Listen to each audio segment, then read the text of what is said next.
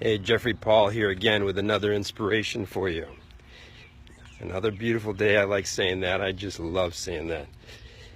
You know, thought is pretty powerful. And I want to share a thought with you, a thought that I think is very powerful. And this could really change you tremendously. What do I mean by that? God has given us the ability to think. Although the process of thinking comes not from the software that's in our head, but truly from the process of what we believe in our heart. Much of what we believe comes from what we hear, what we're taught, what we perceive, misunderstand. And there's a lot of that. But we think our thoughts, each and every one of them, one at a time, over 50,000, they say, a day, in the process of what we believe. But we only think one at a time. Now, they manufacture themselves and they produce. The power of what we have as a gift of thoughts is amazing. You can imagine if you were using your thoughts in a powerful way, one at a time, to be effective and powerful for you and for those that you love and around you and you work for and work with. But what are your thoughts? That's my question to you. That's my challenge to you. To examine your thoughts. What are you thinking? How many of us are thinking about worry, concerns, and fears, manufacturing that one after another, building upon it a foundation that produces that which you have thought? You know the book James Allen, As a Man or Woman Thinks, So It Is. That was written at the turn of the century, but it's no different today. Why is it no different today? Because our mind is so powerful. It's such a gift of God. That's why in 2 Corinthians 10, 3-6 says, take captive every thought, because the battle is not against flesh and blood, but against the things that happen in our mind, in the spiritual realm that we can't even see. How much happens in your mind that nobody can see? How much happens in the workshop of your thoughts, your feelings, your emotions? Why am I saying this to you? Because I want to turn it around for you. I want to help you and empower you to turn it around. Because if you think upon the good things, if you think about the hopeful things, if you think about a future that you have, instead of, will I live 10 years? Will I be around when my kids get older? Will I have enough money? All those processes of thoughts that are, I'm going to call them negative because we use that word so often, so easily, but they're destructive. They're destructive. But we manufacture them from what we believe, then process them with the computer in our head. So, Philippians 4:8 says, think upon these things and then go put them into action. Well, you don't have to do it by your own strength and your own power. You really don't. All you need to do is really capture one thought at a time.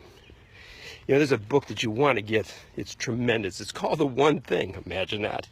And it's written by Gary Keller, one of the most wealthy and successful businessmen in the country in real estate.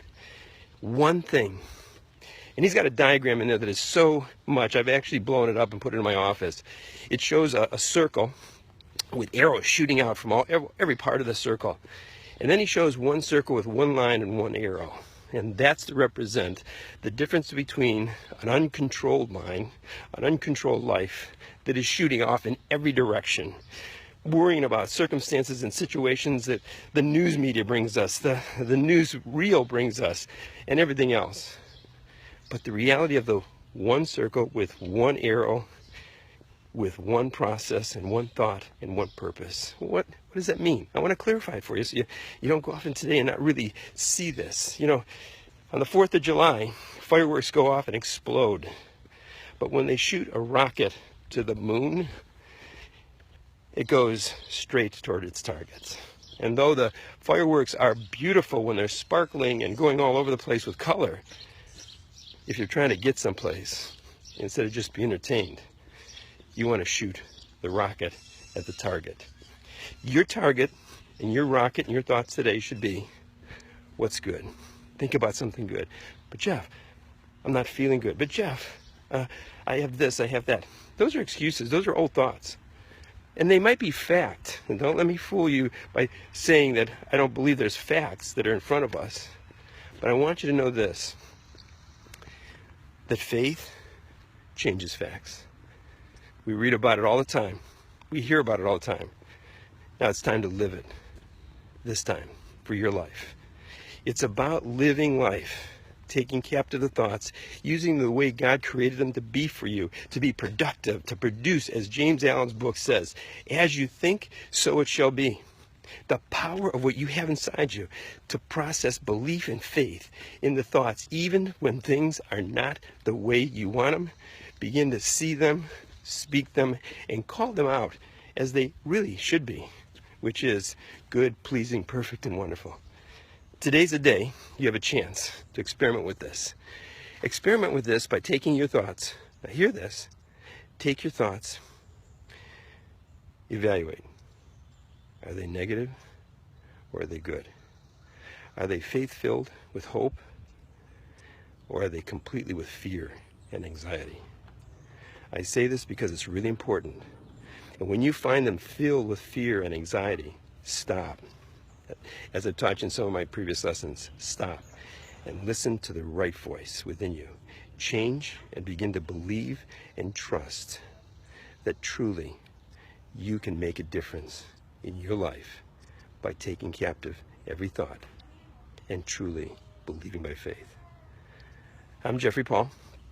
I hope this stimulates you. I hope it brings a thought. I look forward to seeing you tomorrow morning.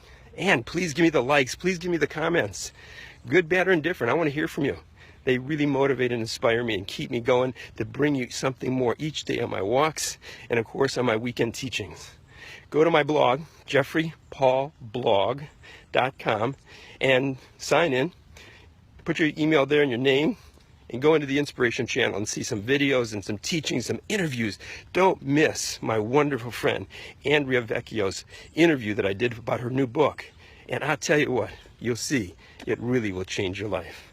I'm Jeffrey Paul, and beauty and change begins within.